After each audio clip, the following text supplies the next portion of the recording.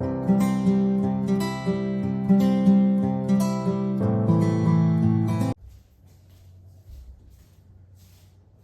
सिया राम बच्चों, मैं अजय प्रताप सिंह अपने YouTube चैनल जय सारम स्टडीज में आप सभी का स्वागत करता हूं। आज का हमारा टॉपिक जैसा आपने थंबनेल देखा होगा क्लास 8 के लिए है डायरेक्ट एंड इनवर्स वेरिएशन। बहुत इंपॉर्टेंट टॉपिक है। ये मत सोचिएगा कि ये सिर्फ क्लास 8 के लिए है। ये जो टॉपिक है ये जितने भी कॉम्पिटिटिव एग्जाम्स होते हैं, रेलवे हो गया या SSC हो गया, जितने भी कॉम्पिटिटिव एग्जाम्स होते हैं, इवन अगर आप नवोदय की तैयारी कर रहे हैं तो वहां पर भी ये चैप्टर बहुत ज्यादा यूजफुल है। तो कई जगह ये चैप्टर पूछा जाता है, तो टाइम एंड वर्क से रिलेट करके इसके क्वेश्चंस आगे भी बनते रहते हैं। तो आज अच्छे से पढ़ेंगे ताकि आने वाले क्लासेस में आपको कोई दिक्कत ना हो। तो चलिए बिना आपका टाइम वेस्ट करते हुए अपने टॉपिक को स्टार्ट करते हैं। तो आज का जो हमारी एक्सरसाइज है वो एक्सरसाइज है 7.1, जैसा आपने देख रखा है। तो 7.1 में सिर्फ डायरेक्ट के बारे में बात की जा रही है। उसके आगे जब चलेंगे तो इनवर्स वेरिएशन के बारे में भी बात की जाएगी, लेकिन आज का जो टॉपिक है वो डायरेक्ट वेरिएशन पर है। तो सबसे पहले हम ये सीखते हैं कि डायरेक्ट होता क्या है। हम इनवर्स वेरिएशन की बात ही नहीं करेंगे जिससे कि आपको कंफ्यूजन ना हो। डायरेक्ट वेरिएशन का मतलब ये होता है कि x अगर डायरेक्टली प्रोपोर्शनल है y के, ध्यान दीजिएगा, x डायरेक्टली प्रोपोर्शनल है y के। अब हम डायरेक्टली प्रोपोर्शनल, जैसे जैसे आप बड़ी क्लास में जाएंगे वैसे आपको और सिखाया जाएगा। तो जब कोई चीज डायरेक्टली प्रोपोर्शनल होती है और अगर इस साइन को हम रिमूव करते हैं तो हमारा यहाँ पे इज इक्वल टू का साइन आता है और कोई एक कांस्टेंट वैल्यू यानी कि जो कभी भी चेंज ना हो, जो फिक्स होती है, जैसे कि मान लीजिए 2 है, 3 है, 4 है, 5 है, तो ये वैल्यूज हमेशा, जैसे हमने बोला 3 है तो 3 हमेशा कांस्टेंट रहेगा। कांस्टेंट क्यों रहेगा? इवन आपने लीनियर इक्वेशन में भी आपने क्वेश्चंस को पढ़े होंगे तो वहां पे कांस्टेंट और वेरिएबल के टर्म को सिखाया गया होगा। क्योंकि अगर 3 बोल दिया गया तो इसका मतलब वो 3 यूनिट ही रहेगा, चाहे आप वो 3 आम ले लीजिए, चाहे वो 3 सेब ले लीजिए, चाहे वो आप 3 पेंसिल ले लीजिए, चाहे वो 3 पेन ले लीजिए। तो यानी कि जो नंबर्स की बात करें तो यूनिट्स की बात करें तो वो 3 ही रहने वाला है, यानी कि जो नंबर्स होते हैं वो कांस्टेंट होते हैं। यहाँ पर हम कांस्टेंट की जगह कोई भी कांस्टेंट ले सकते हैं। जैसे मान लेते हैं हमने k ले लिया, ठीक है, जब भी साइन को हटाएंगे इज इक्वल टू का साइन लगेगा और एक कोई कांस्टेंट लग जाता है और यहाँ पे आ गया y, यानी कि अगर जो वैल्यू चेंज नहीं हो रही है k, वो किसके बराबर हो जाएगी? x अपॉन y के। y को इधर भेज दीजिए, डिवाइड में आ जाएगा। आपको इसी रूल का इस्तेमाल करना है इस पूरी एक्सरसाइज में। अगर आप इस चीज को समझ गए हो तो आगे बढ़ा जाए। यहाँ पे बैठे सभी बच्चे समझ गए, ठीक है। तो डायरेक्ट वेरिएशन का मतलब ये होता है कि अगर एक चीज बढ़ेगी तो दूसरी चीज भी बढ़ेगी, अगर एक चीज घटेगी तो दूसरी चीज भी घटेगी, यानी कि कम होगी। अब जब इसका साइन हटाते हैं तो इक्वल टू का साइन लगाते हैं और एक कांस्टेंट टर्म लगा देते हैं, जो कि हमारा यहाँ पर हमने ले रखा है k। y को इधर भेज दिया, x upon y is equal to हमेशा k ही देगा, यानी कि एक कांस्टेंट वैल्यू ही देगा। तो चलिए अपने पहले क्वेश्चन को देखते हैं। Observe the following and find if x and y are direct proportional. क्या वो डायरेक्टली प्रोपोर्शनल में है या नहीं है, ये हमें बताना है। वो डायरेक्टली प्रोपोर्शनल में कब आएंगे? जब x और y को डिवाइड करके आपको बार बार एक ही नंबर मिलता चला जाए तो आप कह सकते हैं कि वो डायरेक्ट वेरिएशन में है। जैसे कि यहाँ पर देखें तो 5 अपॉन 15, तो 5 डिवाइडेड बाई 15 अगर आप करेंगे तो आपको क्या मिलेगा? 1 अपॉन 3। तो अगर आपको हर बार 1 अपॉन 3 मिल जाए तो आप कह सकते हैं कि ये जो पूरा जो टेबल दे रखी है वो डायरेक्ट वेरिएशन में है। या मैं सिंपली ये भी कह सकता हूं कि जो y है वो x का 3 टाइम्स है, ठीक है। y जो है वो x का, देखिए अगर x को आप 3 से मल्टीप्लाई करेंगे तो y के बराबर पहुंच जाएंगे, isn't it? ठीक है। तो चलिए वही चीज यहां पर भी देखते हैं। दो तरीके से बताते हैं। जैसे कि 8 अपॉन 24 करिए तो 8 1 जा 8 और 8 3 जा 24, तो फिर से 1 अपॉन 3 आ गया, यानी कि यहां तक तो अभी डायरेक्ट वेरिएशन में चल रहा है। आगे देखते हैं 12 अपॉन 36, तो 12 को डिवाइड करिए 36 से, तो फिर से क्या आ जाएगा? 1 अपॉन 3, यानी कि यहां पर भी डायरेक्ट वेरिएशन होल्ड कर रहा है। यानी जैसा मैंने बताया x का 3 टाइम्स होना चाहिए y। तो देखते हैं यहां पे आगे, तो क्या 15 का 3 टाइम्स है 60? भाई 15 को 3 से मल्टीप्लाई करेंगे तो क्या 60 आएगा? नहीं आएगा, यानी कि आपका 45 आना चाहिए था। अगर 45 होता तब तो हम आगे भी चेक करते, लेकिन यहीं पे हमारा जो डायरेक्ट वेरिएशन है वो टूट गया, यानी कि ब्रेक हो गया। और अगर हमारा ब्रेक हो गया यानी कि क्या पूछ रहा था? डायरेक्ट प्रोपोर्शनल है, तो इसका आंसर हो जाएगा नो। भले आगे चल के आपको फिर डायरेक्ट प्रोपोर्शनल मिल जाए, लेकिन अब काम नहीं आएगा, क्योंकि ये जो आपका टेबल दे रखी थी, इस टेबल में यहाँ पर ये ब्रेक हो चुका है, डायरेक्ट वेरिएशन का रूल फॉलो नहीं हो रहा। वही काम देखिए सेकंड वाले में भी करेंगे।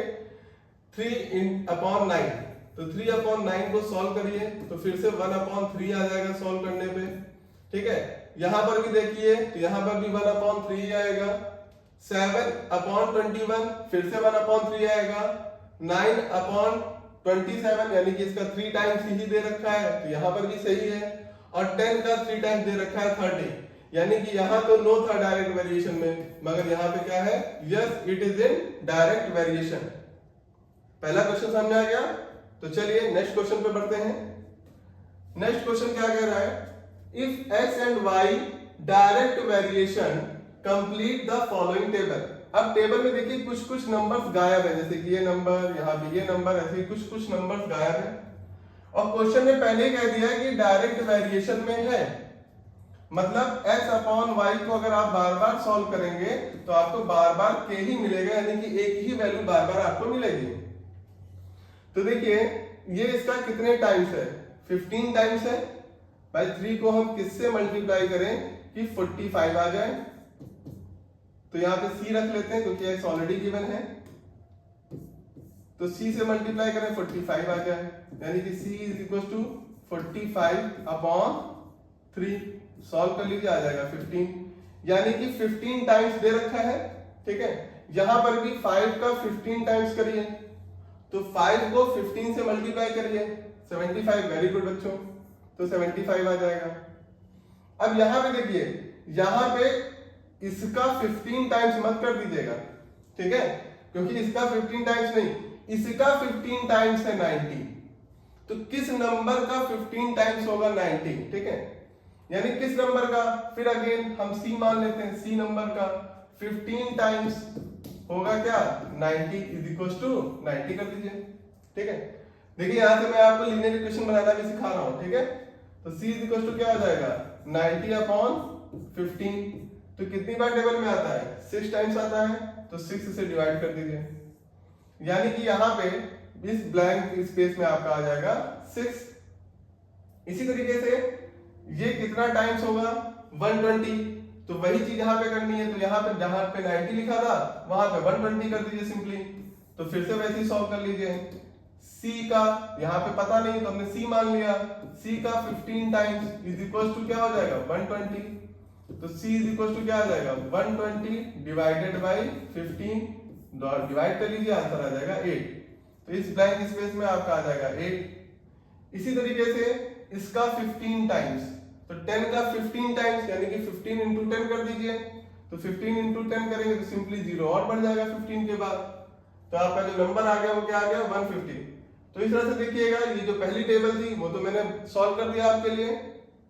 सेकंड टेबल पे अगर जाएं तो सेकंड टेबल को भी अगर देखना चाहे तो चलिए देख लेते हैं क्या होगा। यहां पर ये इसका डायरेक्ट कोई टाइम्स में नहीं दे रखा है, यानी कि मल्टीप्लायर नहीं दे रखा है ना, जैसे 8 होता तो आसान होता कि 4 का 2 टाइम्स है, या 12 होता तो 4 का 3 टाइम्स है। यहां पे ऐसा कुछ नहीं दे रखा है, तो कैसे करेंगे, जैसा मैंने आपको बताया प्रीवियस वाले उसमें कि आपको कुछ नहीं करना है, x/y का रेशियो हमेशा k आना चाहिए, तो वही काम आपको यहां पर भी करना है। x/y का रेशियो यहां पे क्या है, देखिए x/y का जो रेशियो है वो 4/7, यानी कि 4:7 का रेशियो है।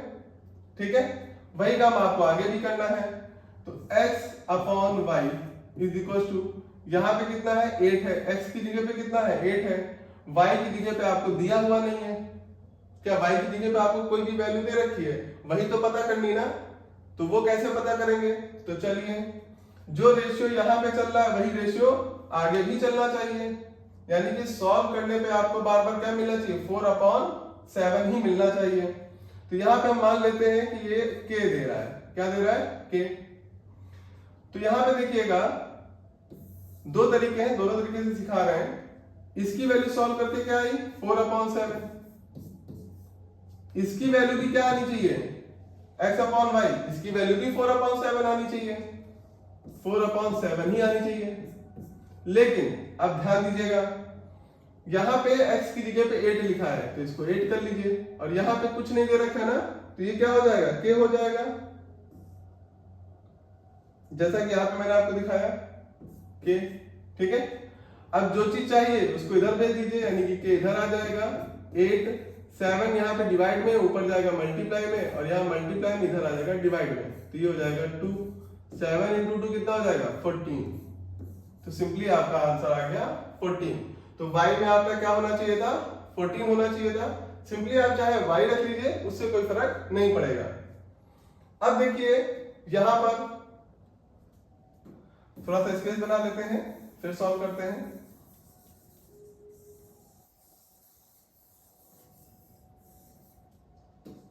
तो x अपॉन y आपका कितना है 4/7, वही वैल्यू बराबर होनी चाहिए, यहाँ पे इस बात नहीं है तो यहाँ पे x रख लीजिए, और यहाँ पे है अपॉन में 21। तो सिंपली आपको x निकालना है, तो x क्या हो जाएगा 4 इंटू 21, डिवाइड में इधर आ गया तो मल्टीप्लाई में, अपॉन 7, 7 से डिवाइड हो जाएगा 3 इंटू 4 कितना हो जाएगा 12। तो यहाँ पे आप पुट कर दीजिए 12, तो 12 आंसर हो गया। इसी तरीके से नेक्स्ट वाले क्वेश्चंस को भी कर लेते हैं।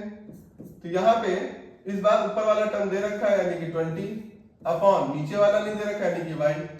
इसी से कंपेयर कराइएगा पहले वाले से ही, आप इसके पीछे पहले वाले से भी कंपेयर करा सकते हैं, उससे कोई फर्क नहीं पड़ेगा क्योंकि रेशियो सेम चल रहा है। ठीक है, तो आप क्या कर सकते हैं 4/7 इज इक्वल टू 20/y को सॉल्व कर लीजिए, y को इधर भेज दीजिए, इज इक्वल टू 20, 7 डिवाइड में है तो वहां पे आके मल्टीप्लाई हो जाएगा, ये ऊपर है तो ये नीचे आ जाएगा, इसको डिवाइड कर दीजिए हो जाएगा 5 इंटू 7 कितना आ जाएगा 35।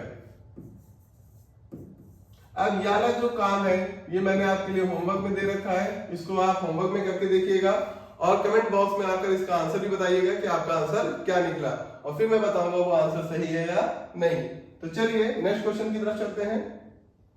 क्वेश्चन नंबर 3 कह रहा है if a labourer earns rupees इतना पर वीक, यानी कि 7 दिनों में 7 डेज में वो इतने रुपए कमा लेता है। फिर क्या पूछ रहा है how much will he earn in 18 days. अब यहाँ पे देखिएगा दो तरीके हैं मेरे पास सॉल्व करने के, मैं आपको दो तरीकों से इसको समझा सकता हूं। पहला यूनिटरी मेथड है और दूसरा रेशियो एंड प्रोपोर्शन मेथड है। लेकिन देखिए आपका क्लास 8 में जो यूनिटरी मेथड है वो नहीं पढ़ाया गया है, तो आप एग्जाम में यूनिटरी मेथड का यूज नहीं करेंगे, आप रेशियो का ही इस्तेमाल करेंगे, क्योंकि एग्जामिनर यानी जो मैम आपके यहाँ जो इस चैप्टर चल रहा है उस चैप्टर के थ्रू ही जानना चाहती है कि आपने जो आंसर दोनों से सही आएगा, लेकिन मैम क्या जानना चाहती है जो पढ़ाया गया है वो आपने पढ़ा है कि नहीं पढ़ा है। आपका जो यूनिटरी मेथड है वो क्लास 7th में था, इसलिए इससे थोड़ा बचिएगा, लेकिन मैं दोनों तरीके से आपको करके जरूर दिखा दूंगा। तो चलिए यहाँ पे एक मेथड फर्स्ट मेथड डाल देते हैं, यहाँ पे सेकंड मेथड, दोनों मेथड से सॉल्व करते हैं। सेकंड मेथड आपको यूज नहीं करना है, इसलिए मैं पहले ही क्रॉस बना दे रहा हूं, ठीक है, सिर्फ फर्स्ट मेथड का इस्तेमाल करिएगा। और देखिए आगे चल के गलतियां ना हो उसको जरा ध्यान दीजिएगा। यहाँ पे डेज है और यहाँ पे वीक दे रखा है, तो वीक को आप 7 डेज कर लीजिए, क्योंकि रेशियो में एक बात हमेशा ध्यान रखिएगा रेशियो एंड प्रोपोर्शन वाले क्वेश्चंस में कि यूनिट्स सेम होनी चाहिए। जैसे कि यहाँ डेज है यहाँ वीक है, तो यूनिट सेम नहीं थी, तो पहले इसको भी आप डेज में कन्वर्ट कर लीजिए, ठीक है।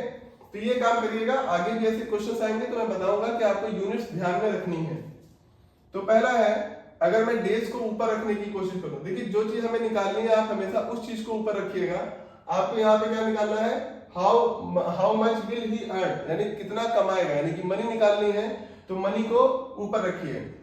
तो 2688 रुपीज कमाता है कितने दिनों में 7 दिनों में, तो दिन को अपॉन में कर दीजिए, इज इक्वल टू अगेन कितने रुपए कमाएगा इसको मान लीजिए x अपॉन कितने दिनों में 18 डेज यहाँ पे दे रखा है, ठीक है। तो आपका x सॉल्व करना है। देखिए जो भी चीज सॉल्व करनी है, मैं फिर कह रहा हूं जो भी चीज सॉल्व करने की कोशिश करिए उसको हमेशा ऊपर लिखिए। तो यहाँ पे इससे क्या फायदा मिलेगा कि आपको रेसिप्रोकल नहीं करना पड़ेगा या बहुत ज्यादा क्रॉस मल्टीप्लाई नहीं करना पड़ेगा। तो यहाँ पे इसको सिंपली ऊपर भेज दीजिए, तो 2688 इंटू 18 अपॉन 7। अब जो चीजें सॉल्व हो रही है इसको सॉल्व कर लीजिए। क्या ये 7 से डिवाइड होगा तो डिवाइड कर लीजिए, 7 3 जा 21, कैरी करेगा 5 यानी कि 58 हो जाएगा। तो कितने टाइम जाएगा 8 बढ़ जाएगा 56 आएगा, 2 कैरी करेगा 28 बन जाएगा और 4 टाइम चला जाएगा।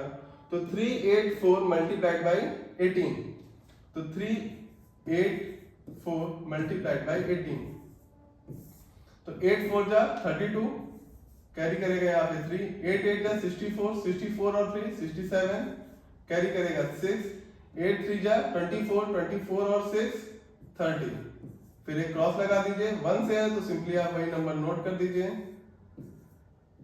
तो आप ऐड कर लें लास्ट में, तो ये हो जाएगा 2, तो x आपका जो निकल के आया है x इज इक्वल टू वो हो जाएगा 2, 7 प्लस 4 11 का 1 कैरी करेगा 1, 8 1 9 और 3 और 3 6, 6912 रुपीज।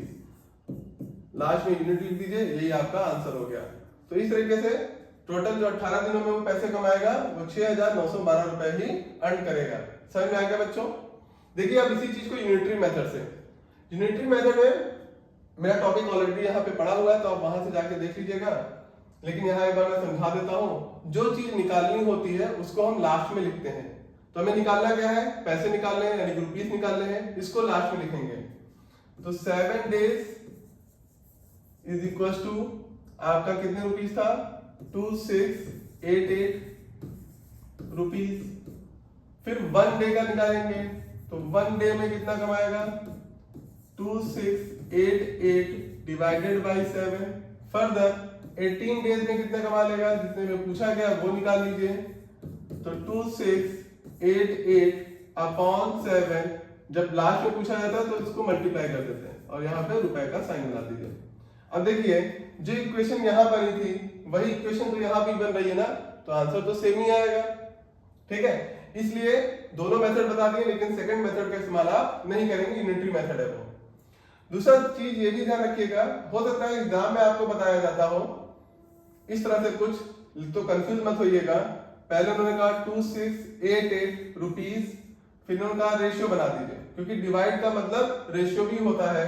रेशियो यहाँ पे दिन दे रखा था तो 7, फिर प्रोपोर्शनल का साइन, यानी कि जब 2 बार रेशियो का साइन आता है उसको प्रोपोर्शनल कहते हैं, तो प्रोपोर्शनल का साइन बना दीजिए। अब यहाँ पे देखिए पहले क्या लिखा था आपने? रुपीस लिखा था ना, तो यहाँ भी पहले क्या करेंगे आप? रुपीस, वो दिया नहीं है उसको आप x मान लीजिए, फिर रेशियो, उसके बाद क्या था आपका? ये था डेज, तो डेज लिख दीजिए 18। आपको फॉर्मूला सिखाया ना, product of mean is equal to product of stream, यानी कि 2688 into 18 is equal to x into 7। अब 7 यहाँ पे इंटू में है, इधर ले आइए तो डिवाइड में आ जाएगा। तो देखिए फिर वही चीज बन गई कि नहीं बन गई? देखिए, है ना? तो इस तरह से भी हो सकता है आपके स्कूल में बताया जाए, तो इस तरह से भी कर लीजिएगा, दोनों तरीके आपके सही है। तो चलिए नेक्स्ट क्वेश्चन पे बढ़ते हैं, क्वेश्चन नंबर 4। समझ में आ रहा है? अच्छा लग रहा है? तो चलिए, अच्छा लग रहा है तो प्लीज मेरे चैनल को सब्सक्राइब भी कर लीजिएगा और अपने दोस्तों से भी बताइएगा, ताकि वो भी चैनल को सब्सक्राइब कर ले। और आपके जैसे वो भी, अगर आप चाहें, जब भी स्कूल में तो पढ़ते ही हैं, लेकिन कई बार क्या होता है कुछ क्वेश्चन बच्चे भूल जाते हैं, तो आए जो भी क्वेश्चन आप भूल रहे हैं उस क्वेश्चन पे डायरेक्ट आ जाए। क्वेश्चन 1 से लेके जितने भी क्वेश्चन है सारे क्वेश्चन करवा रहा हूँ, तो जहां पे आपको देखना हो, समझना हो, अगर आप भूल जाए तो एग्जाम में मेरे यूट्यूब चैनल की हेल्प ले सकते हैं। ठीक है, चलिए नेक्स्ट क्वेश्चन पे आते हैं। नेक्स्ट क्वेश्चन कह रहा है इफ $175 कॉस्ट रुपीज इतना, तो $175 की कॉस्ट कितनी है? 14700। How many dollars can be purchase in rupees इतना, तो इतने रुपए में कितने डॉलर खरीदे जा सकते हैं? तो देखिए 2 बार बातें आ रही हैं, डॉलर फिर रुपए, फिर डॉलर फिर रुपए। तो वही चीजें आप रेशियो में बना लीजिए, जैसे कि मैंने आपको बताया $175, फिर रेशियो कितने रुपए है? 14700, फिर प्रोपोर्शनल का साइन बना लीजिए। अगेन यहाँ पे आपने पहले डॉलर लिखा था ना, तो यहाँ पे जब डबल रेशियो के बाद, यानी कि जब आप प्रोपोर्शनल के बाद बनाएंगे फिर डॉलर, और डॉलर तो दिया नहीं है तो उसको रख लीजिए x। रेशियो अगेन मनी 24024, वही वाला formula, product of mean is equal to product of stream. तो 175 multiplied by 24024 is equal to x into 14700। हमको x यानी कि जो सॉल्व करना है वो डॉलर है, तो x is equal to 175 multiplied by 24024 whole divided by, देखिए यहाँ मल्टीप्लाई में था, यहाँ आएगा डिवाइड हो जाएगा 14700। तो देखें बड़ी सी बड़ी संख्या से हम सोचते हैं डिवाइड करने की, तो 25 से डिवाइड करते हैं। तो 25 से डिवाइड करिए, तो 25 से डिवाइड करके कितना आ जाएगा 7। यहाँ 25 से डिवाइड करिए, तो 25 से डिवाइड करेंगे तो 4 5 आ जाएगा 125। तो कितना बचा आपके पास 2 2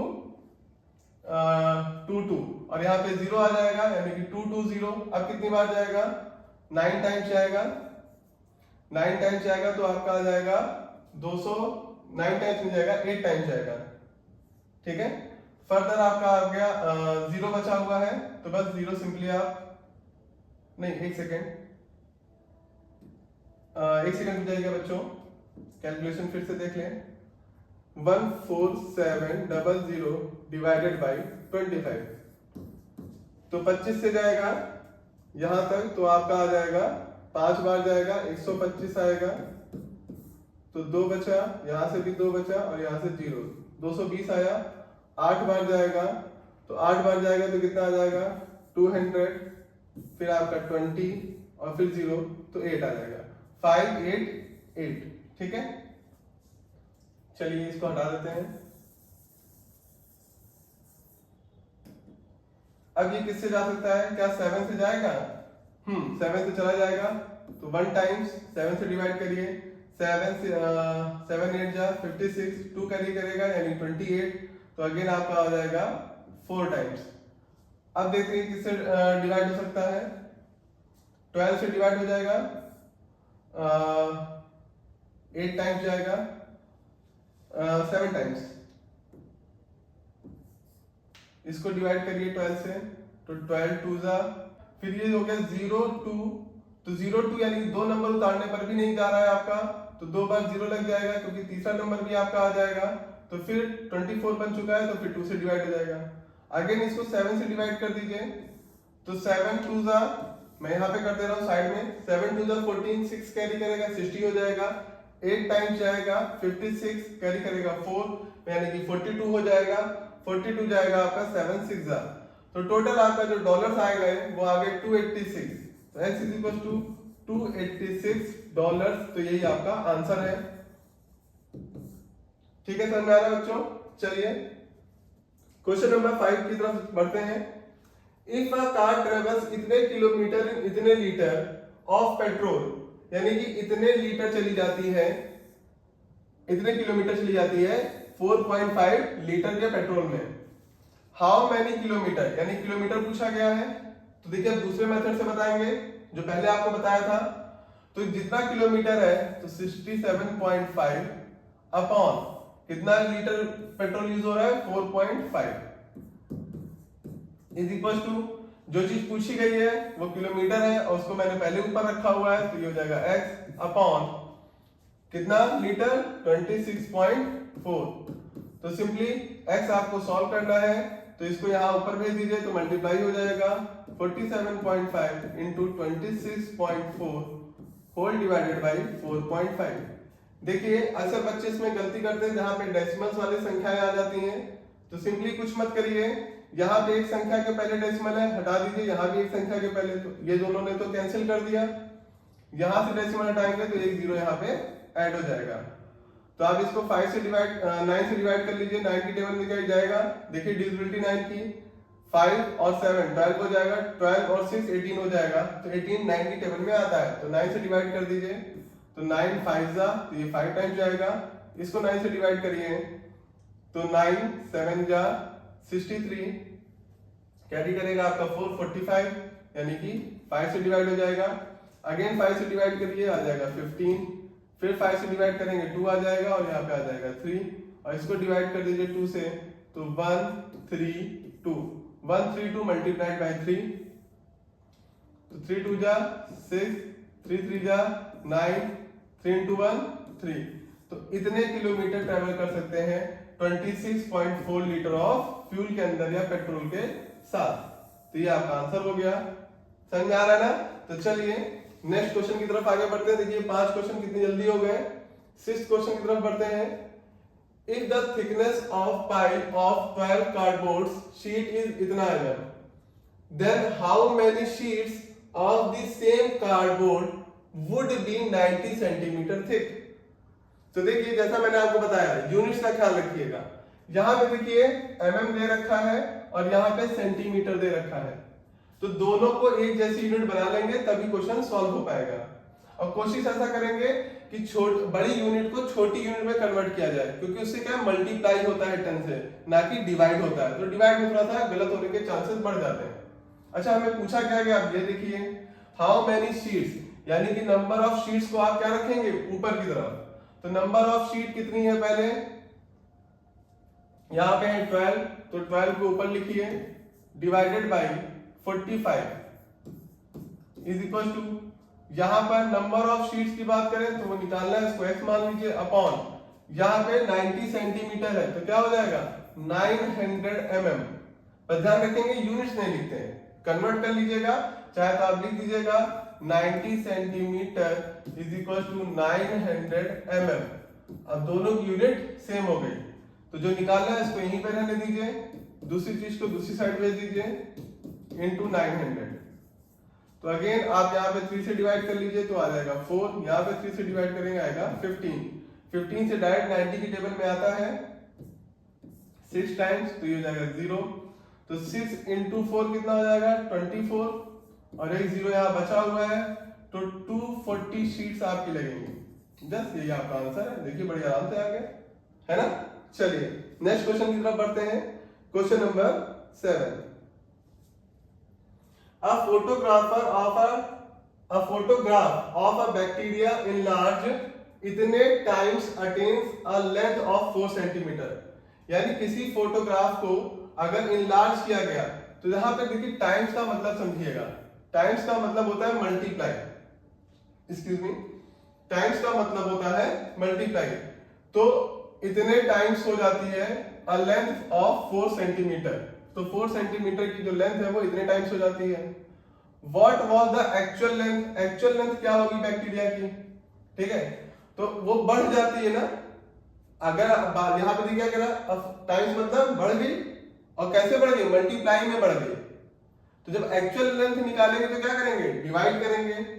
तो इसके दो पार्ट्स हैं, यहाँ पे तो एक्चुअल लेंथ है, उसके बाद क्वेश्चन मार्क, उसके बाद देखिएगा एक और पार्ट है। तो पहले वाले पार्ट को सॉल्व करते हैं। तो एक्चुअल लेंथ कितनी हो जाएगी, जो चीज मल्टीप्लाई करके इसको डिवाइड कर दीजिए, यानी कि 4 अपॉन यहाँ पे 0 दे दीजिए, 2 और 3 5 जीरो है।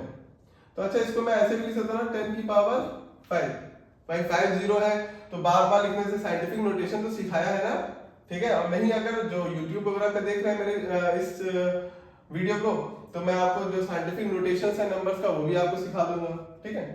तो इसको हम 10 की पावर 5 लिख सकते हैं, ऊपर चला जाता है तो पावर निगेटिव हो जाती है, यानी कि 4 इंटू 10 की पावर -5, ठीक है। तो ये आपका आंसर आ गया। एक्चुअल लेंथ जो कि सेंटीमीटर में दे रखी थी, तो सेंटीमीटर में लिख दीजिए, ये इसकी एक्चुअल लेंथ आ गई। ये फर्स्ट पार्ट सॉल्व हो गया। इसी क्वेश्चन का सेकंड पार्ट क्या कह रहा है, चलिए अब इसको देखते हैं। इफ द फोटोग्राफ इनलार्ज इतने टाइम्स ओनली, अगर कह रहे हैं कि 25,000 टाइम्स इनलार्ज कराया जाता, what would be it's enlarge length, तो इसकी इनलार्ज जो लेंथ है वो कितनी आ जाती अगर इतने टाइम्स ही बढ़ाया जाता। तो देखिए आप जो भी तरीके बता रहे हैं लगातार उन्हीं तरीके का इस्तेमाल कर सकते हैं। इनलार्ज लेंथ कितनी थी 10 की पावर 5 अपॉन एक्चुअल लेंथ कितनी है 4 इज इक्वल टू, यहां पर अगेन टाइम दे रखा है तो 2 5 000 अपॉन यहां पे x कर दीजिए। अब x सॉल्व करना है तो इसको इधर भेज दीजिए, तो x हो जाएगा इज इक्वल टू 2 5 000 इंटू 4 इधर आ जाएगा ऊपर की तरफ अपॉन 10 की पावर 5।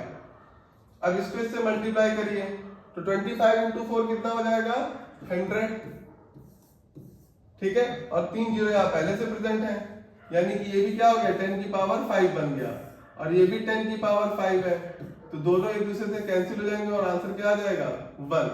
तो 1 सेंटीमीटर क्या कह रहा था, what would be it's enlarge length, तो इनलार्ज लेंथ कितनी जाएगी 1 सेंटीमीटर। तो दोनों आंसर आ चुके हैं। तो चलिए नेक्स्ट क्वेश्चन की तरफ बढ़ते हैं। Question number 8, in a model of a ship, एक शिप का मॉडल है, the mast is 6 centimetre high, जो मास्ट है उसका वो 6 सेंटीमीटर हाई मतलब एक ऊंचाई है जो कि 6 सेंटीमीटर की है, while the mast of the ship is actual 9 centimetre. तो क्या कह रहे हैं, इन अ मॉडल, तो आपने जो मॉडल बनाया है, मॉडल बोले तो जैसे आप समझ सकते हैं कि प्लास्टिक का या जो है किसी कांच का या लकड़ी का, मॉडल का मतलब ये होता है कि एक्चुअल में जैसा है उससे छोटा स्वरूप उसका बनाना।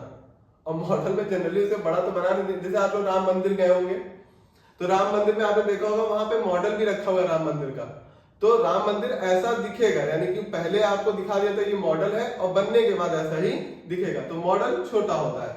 तो क्या कह रहे हैं, in a model of a ship the mast is 6 centimetre, तो मास्ट की जो हाइट है वो 6 सेंटीमीटर है, लेकिन एक्चुअल में जो हाइट है वो 9 सेंटीमीटर है। If the length of the ship is 33 metre, जो लेंथ है शिप की वो 33 मीटर है, how long the model of the ship, तो शिप का मॉडल कितना लंबा होगा। तो वही चीज जो चीज निकालनी है, यानी कि मॉडल की शिप की लंबाई, मॉडल की लंबाई निकालनी है, ठीक है। देखिए किसकी निकालनी है, हाउ लॉन्ग द मॉडल, तो मॉडल वाली चीज को ऊपर रखिए, तो मॉडल वाली चीज क्या है यहाँ पर 6 सेंटीमीटर, तो 6 अपॉन एक्चुअल लेंथ कितनी है 9 इज इक्वल टू मॉडल की पूछी गई उसको x ले लीजिए अपॉन एक्चुअल कितनी है 33, ठीक है। अब इसको सॉल्व कर लीजिए, तो x इज इक्वल टू कितना आ जाएगा 6 अपॉन 9 इंटू 33, इसको 3 से डिवाइड कर दीजिए 2 आ जाएगा, इसको 3 से डिवाइड कर देंगे 3 से इसको डिवाइड कर देंगे 11 इंटू 2 कितना हो जाएगा 22। अब यूनिट देख लीजिएगा, मीटर में है तो मीटर में लिख दीजिए इतने मीटर, तो यही आपका आंसर हो गया, ठीक है। तो मॉडल में जो लेंथ आएगी शिप की वो 22 मीटर की आएगी, ठीक है। चलिए question number 9, the mass of the aluminium varies directly with its length, यानी कि एल्यूमिनियम का जो मास है, तो एल्यूमिनियम का जो मास है वो डायरेक्टली वेरी कर रहा है, मतलब जैसे जैसे आपका एल्यूमिनियम का लेंथ बढ़ेगी वैसे वैसे मास बढ़ेगा। डायरेक्टली का मतलब बताया था, एक बढ़ेगा तो दूसरी चीज भी बढ़ेगी। If a 16 centimetre long rod has a mass of 192 ग्राम, कितना मास है 16 सेंटीमीटर लंबे का 192 ग्राम मास है। Find the length of this, तो लेंथ फाइंड करना है ना, तो लेंथ को ऊपर रखिए, तो x upon mass 105 is equal to length 16 upon mass 192, तो x इज इक्वल टू क्या हो जाएगा 16 अपॉन 192 इंटू 105। अब देख लीजिए किससे सॉल्व हो रहा है, तो 8 से क्या सॉल्व हो रहा है, तो चले देखते हैं 8 से सॉल्व करते हैं। तो यहाँ पे 8 2 जा 8 से डिवाइड करते हैं, तो 8 2 जा 16 कैरी करेगा 3 32 यानी कि 4, अगेन डिवाइड कर दीजिए तो 1 और यहाँ पे आ जाएगा 12, तो पूरा पूरा क्या डिवाइड हो रहा है, अभी 3 से डिवाइड हो सकता है, तो 3 से डिवाइड कर लीजिए तो 4 आ जाएगा, इसको 3 से डिवाइड करिए तो 3 3 जा 9 कैरी करेगा 1, ये हो जाएगा 5, तो 35 अपॉन 4। देखिएगा यहाँ पे एग्जैक्टली आपका डिवाइड नहीं हो रहा है, तो मिक्स्ड फ्रैक्शन में लिखना चाहे मिक्स्ड फ्रैक्शन में लिख दीजिए, और अगर आप डेसिमल में लिखना चाहते हैं तो डेसिमल में लिख दीजिए। तो 4 की टेबल कब तक पढ़ेंगे, 8 टाइम्स कितना आएगा 32, 3 फिर भी बच गया अपॉन 4, इतने किसमें यूनिट सेंटीमीटर में, तो इतने सेंटीमीटर। समझ आ गया बच्चों। चले आगे क्वेश्चन नंबर 10, बस थोड़ी देर और बने रहिए, खत्म होने वाला है। Anita has to drive from village A to village B, तो विलेज ए से लेकर विलेज बी तक उसको जाना है, ठीक है।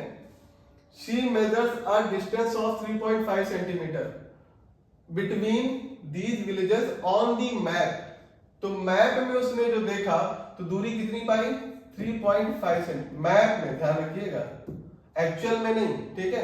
एक्चुअल में तो बहुत ज्यादा दूर होगा, किलोमीटर्स में हो सकता है या मीटर्स में हो सकता है ना, तो एक्चुअल में तो काफी दूर होगा, लेकिन मैप में जब देखा जाता है तो आपको बताया है ना, मैप की स्केल पढ़ाई थी ना ज्योग्राफी में, ठीक है, तो वहां पे आपका 3.5 सेंटीमीटर है।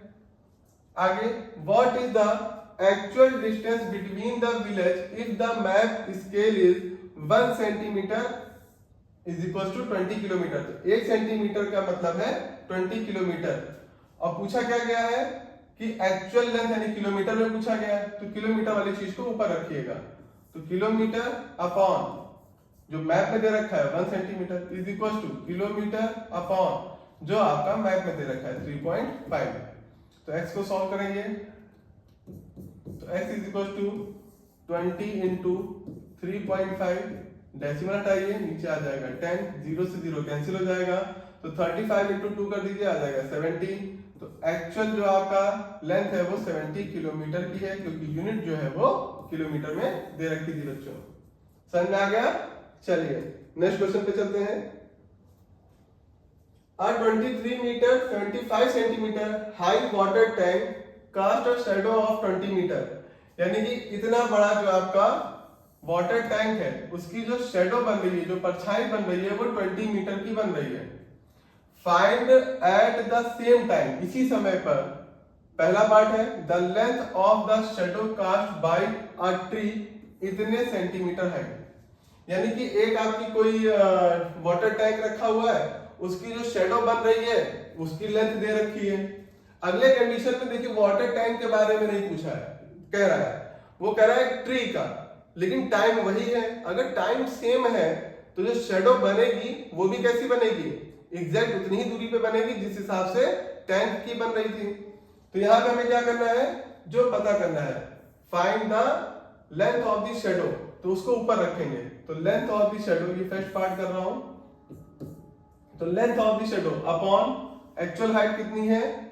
अब देखिएगा 1 मीटर में 1 सेंटीमीटर में है, तो आप चाहे तो डेसिमल लगा लीजिए, नहीं तो आप चाहे तो डायरेक्ट इसको कन्वर्ट कर सकते हैं कि 1 मीटर में कितने सेंटीमीटर, 100 सेंटीमीटर, तो ये हो जाएगा 900 प्लस 50 यानी कि 950 इज इक्वल टू, यहां पर शैडो की लेंथ कितनी है 20 मीटर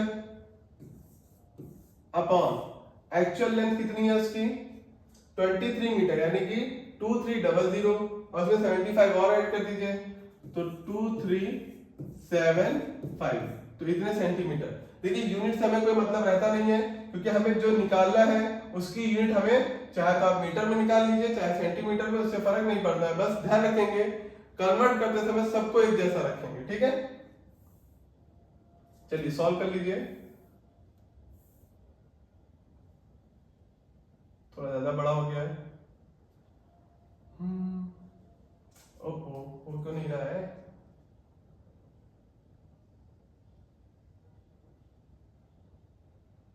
चलिए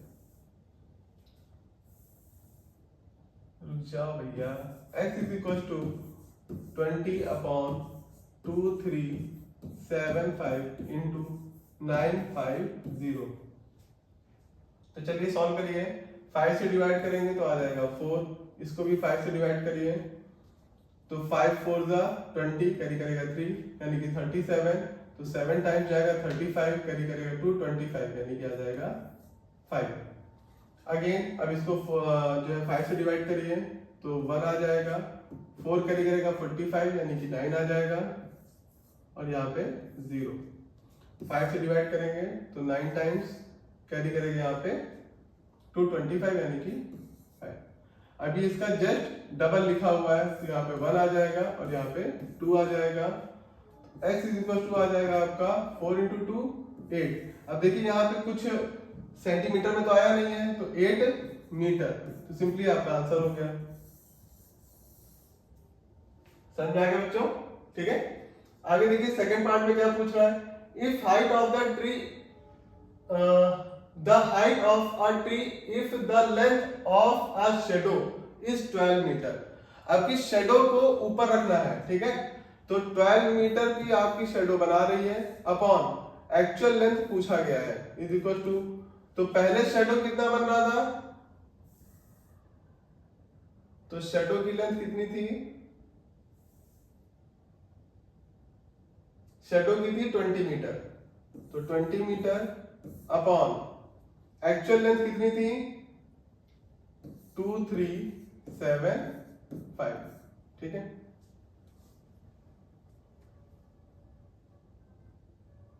यहाँ पे इतने मीटर, ध्यान रखिएगा यहाँ पे कितना था, मीटर में था, तो यहाँ पे मैंने ये सेंटीमीटर में कन्वर्ट हो गया है, तो यहाँ पर मीटर में रखने के लिए यहाँ पे डेसिमल लगा दीजिए, ठीक है। और यहाँ पे 20 मीटर, ठीक है, बाकी चीजें सही हैं। तो x इज इक्वल टू, जो चीज सॉल्व करनी है, अब रेसिप्रोकल कर दीजिए, रेसिप्रोकल कर दीजिए तो कितना हो जाएगा, एक मिनट में फिर से देख लेता हूं कहीं कोई गड़बड़ तो नहीं हो गया, क्योंकि जो चीज निकालनी थी उसको मुझे ऊपर रखना था।